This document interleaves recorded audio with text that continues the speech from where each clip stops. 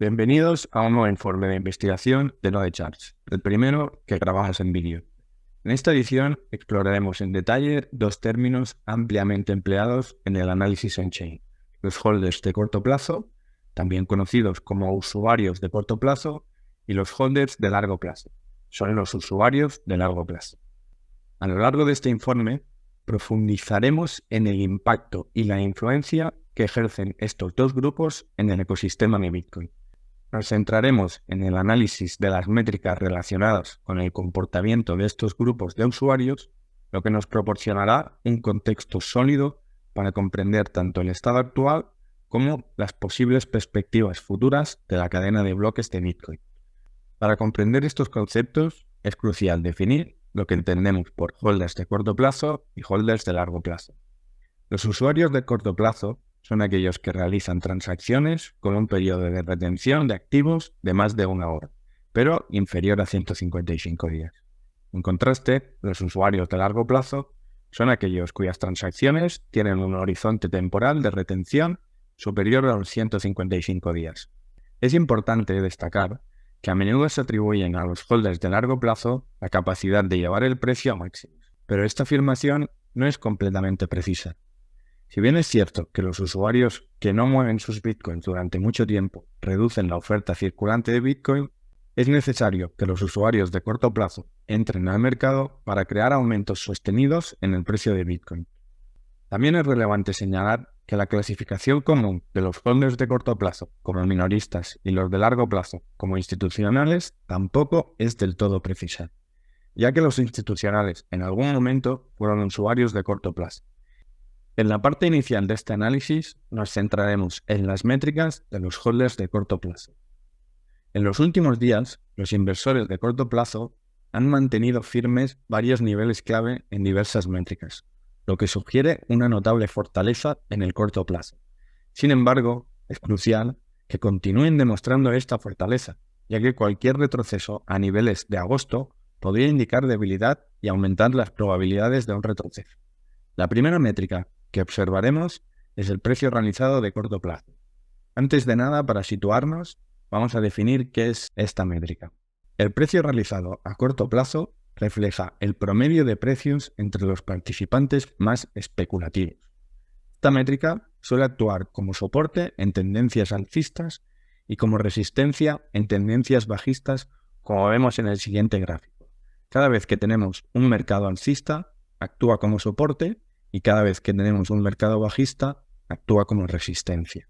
Esto es debido a que los especuladores tienden a cerrar posiciones y obtener beneficios cuando el precio se desvía significativamente de su promedio y abren nuevas posiciones cuando el precio de corto plazo se equilibra con el precio actual. A principios de 2023, el precio de Bitcoin rompió al alza la línea del precio realizado de corto plazo, funcionando como soporte hasta mediados de agosto. Sin embargo, después de aproximadamente 2 meses por debajo y habiendo actuado como resistencia en 2 ocasiones el 16 de octubre de 2023, volvió a situarse por encima. Para mantener la tendencia alcista que ha prevalecido a lo largo de este año, es esencial que el precio se mantenga por encima del precio realizado de corto plazo, aproximadamente en los $28.000. En caso de retroceso, sería crucial que los usuarios de corto plazo defiendan su precio promedio on-chain, lo que denotaría una señal de fortaleza. De lo contrario, el aumento visto en el precio estos últimos días podría ser una ruptura alcista falsa y una barrida de stock, con la probabilidad de un retroceso a niveles inferiores. Ahora veamos qué ha ocurrido con el MVRV de corto plazo. El MVRV es el acrónimo de Market Value to Realized Value. En español, valor de mercado a valor realizado. Es una métrica que refleja la cantidad de ganancias o pérdidas no realizadas que los usuarios están experimentando en relación al precio de mercado y el precio promedio. Históricamente, cuando el MVRV de corto plazo es inferior a 0,7, ha marcado zonas de sobreventa, indicando la posibilidad de capitulaciones por parte de las manos débiles y acumulación por parte de las manos fuertes. Por otro lado, si el MVRV de corto plazo supera el 1,7, ha indicado zonas de sobrecompra, señalando la posibilidad de toma de beneficios y distribuciones por parte de las manos fuertes. Además de estos niveles, se pueden buscar divergencias entre el aumento de precio y la disminución del MVRV, así como utilizar el valor de 1 como soporte o como resistencia. Como ya vimos en el precio realizado de corto plazo, para que Bitcoin pueda mantener la tendencia alcista, hay que mantenerse sostenidamente por encima del nivel de 1. De lo contrario, las probabilidades de un retroceso son bastante altas. Una de las métricas más conocidas dentro del ecosistema on-chain de Bitcoin es el SOPR. Es el acrónimo de las palabras en inglés Spend Output Profit Ratio, que en español significa ratio de ganancias de salidas gastadas. Esta métrica se calcula dividiendo el valor realizado entre el valor de creación, siempre en dólares, de todas las salidas gastadas y en este caso de las de corto plazo. En términos simples, el SOPR es el precio de venta dividido entre el precio de adquisición de los bitcoins gastados de corto plazo. El SOPR de corto plazo tiene 3 posibles estados. Cuando es mayor que 1, las salidas gastadas se venden en ganancia. Cuando es menor a 1, se venden en pérdidas. Y cuando es igual a 1, se venden al mismo precio que se adquirieron. Esta métrica no solo nos permite evaluar la rentabilidad de las transacciones, sino que también nos brinda una visión de la confianza que los usuarios de Bitcoin tienen en mantener sus activos y venderlos a precios más elevados. Para ilustrar este punto, consideremos un ejemplo en el que empleamos una media de 30 días para identificar las tendencias más significativas y determinar la posición actual en el mercado. En esta métrica también podemos observar las divergencias entre el aumento de precio y la toma de beneficios. Esto indica una falta de convicción por parte de los holders en mantener sus monedas, lo que nos denota debilidad en los movimientos. Los niveles actuales son cruciales. Si no logramos mantener el nivel de 1, podría indicar que los usuarios están ansiosos por tomar beneficios, cubrir posiciones en punto de equilibrio o incluso asumir pérdidas si bajamos de 1. Las métricas de corto plazo vistas hasta ahora nos proporcionan señales para identificar cuándo un movimiento tendencial podría estar llegando a su fin. Además, nos permitirán anticipar cualquier movimiento relevante de los mencionados anteriormente, que puedan ocurrir en los próximos días. Esto nos ayudará a determinar el momento óptimo para ingresar o salir del mercado desde una perspectiva a corto plazo. Ahora veremos 2 métricas de corto plazo que nos ayudarán a detectar techos y suelos de mercado. La primera de ellas es el suministro inactivo de corto plazo en ganancia. Esta métrica representa la cantidad total de monedas inactivas, contando en bitcoins, dentro del intervalo de corto plazo que están en ganancias. Esta métrica es valiosa para detectar fondos de mercado después de movimientos bajistas. Cuando el suministro inactivo de corto plazo en ganancia llega a 0, es decir, nadie está ganando en el corto plazo, marca los puntos más bajos de ciclo o cuando los movimientos bajistas están llegando a su fin. Así que esta métrica es muy útil para detectar estas reversiones de precio. Por otro lado, el suministro inactivo de corto plazo en pérdida representa la cantidad total de monedas inactivas, es decir, los bitcoins, dentro del intervalo de corto plazo que están en pérdida. Esta métrica ayuda a detectar techos de mercado después de movimientos alcistas. Las líneas horizontales de color rojo nos representan estos momentos. Cuando el suministro inactivo de corto plazo en pérdida llega a 0, indica que nadie está perdiendo dinero a corto plazo, marcando los puntos más altos del ciclo y también de movimientos alcistas. En los próximos días se debe vigilar los niveles de esta métrica, ya que el suministro inactivo de corto plazo en pérdida está disminuyendo rápidamente y ahora mismo se encuentra prácticamente en 0. Esto podría indicar un techo de mercado en el corto plazo. Ahora examinemos la situación de los holders de largo plazo, ya que, en caso de un retroceso, hay varios niveles definidos por estos usuarios que debemos considerar. Además, exploraremos diversas métricas que nos proporcionan una visión de la tendencia de largo plazo. A diferencia del precio realizado de corto plazo, el precio realizado de largo plazo representa el promedio de precios entre los participantes que tienen una convicción más sólida en el potencial aumento del precio de Bitcoin a largo plazo. En este caso, es inusual ver el precio por debajo del precio promedio de largo plazo, lo que ha ocurrido solo en 4 ocasiones y funcionó como soporte durante el colapso provocado por el COVID-19. El precio promedio de largo plazo actualmente se encuentra sobre los $18.700 y es un nivel clave a considerar en caso de eventos bajistas significativos, aunque ahora es poco probable que volvamos a visitar esos niveles. Por lo tanto, los precios realizados de cohortes de corto y de largo plazo nos proporcionan dos niveles interesantes para considerar como soporte en los próximos días, semanas o meses. Ahora pasamos a ver el MVRV de largo plazo. Esta métrica se calcula de manera similar al de corto plazo, pero solo se tienen en cuenta las transacciones de largo plazo.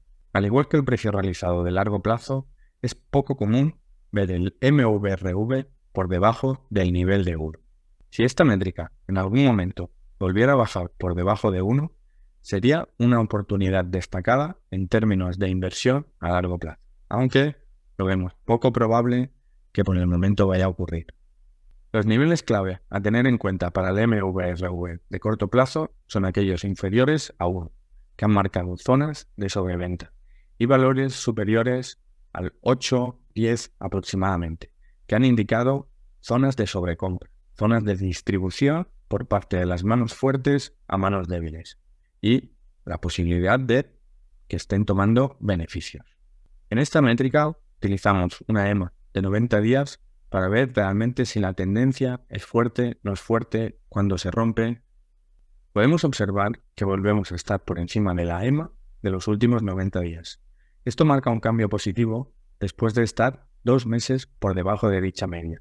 Y tenemos que volver a remarcar que hay que mantener estos niveles para seguir la tendencia. Sigamos con el SOPR de largo plazo. Esto también se calcula similar a la del corto plazo, pero solo tendremos en cuenta las transacciones de largo plazo. También se aplican los mismos estados. Cuando el SOPR es mayor a 1, se están vendiendo monedas de largo plazo en ganancias. Cuando es menor a 1, se venden en pérdidas. Y una lectura de 1 indica que las monedas se están vendiendo al mismo precio que se adquirieron. La métrica que quizás más optimismo infunde hasta ahora es esta. Aunque la ruptura por encima del nivel de 1 en 2023 no ha sido decisiva, si la comparamos con el comportamiento de 2015, es muy similar a lo que está pasando ahora. En 2015 veíamos una ruptura y un periodo sostenido por encima de 1 durante varios meses, seguido por un inicio en la tendencia alcista. Por el momento, a lo largo de 2023, los inversores de largo plazo muestran una fuerte reticencia a vender en pérdidas y parece que los niveles de equilibrio, es decir, de break-even, han actuado como soporte. Como comentábamos en el informe escrito, una ruptura por encima del máximo anual y una consolidación por encima de los niveles de $33.000, un SOPR de largo plazo en tendencia alcista, serían señales muy positivas para Bitcoin. De momento ya hemos conseguido romper esos $33.000. Ahora nos gustaría ver un SOPR marcando una tendencia alcista en los próximos días, semanas. Por el contrario, una pérdida del nivel de 1 sería motivo de preocupación a corto plazo, ya que indicaría una falta de confianza por parte de los inversores de largo plazo, quienes estarían dispuestos a asumir pérdidas en lugar de apostar por un aumento en el precio. La siguiente métrica es el cambio de la posición neta HODL. Esta métrica representa el cambio mensual de los inversores de largo plazo. Es negativo en fases de distribución y es positivo en fases de acumulación, aunque en capitulaciones también es negativo. Esta métrica demuestra que la tendencia a largo plazo es sólida y que hay un gran potencial de aumento del precio en el largo plazo. Sin embargo, hay que destacar que la correlación de Bitcoin con los activos de riesgo continúa siendo un factor importante, por lo que siempre debemos mantener un estrecho seguimiento del mercado de renta variable. Vamos a ver ahora la penúltima métrica de este informe. La vivacidad es un indicador que representa la relación entre la suma de días monedas destruidas y la suma de días monedas creadas. Ofrece información clave sobre si los titulares de largo plazo de Bitcoin están gastando sus monedas o en su lugar están optando por mantenerlas. La vivacidad varía en un rango de 0 a 1. En una red donde se gastan todas las monedas de manera simultánea, el valor sería 1. Por otro lado, en una red en la que no se gasta ninguna moneda, el valor sería 0. Por lo tanto, si la vivacidad aumenta, indica una fase de distribución de bitcoins, mientras que si disminuye, señala una fase de acumulación. En el siguiente gráfico se puede observar la evolución desde 2017 hasta la fecha actual.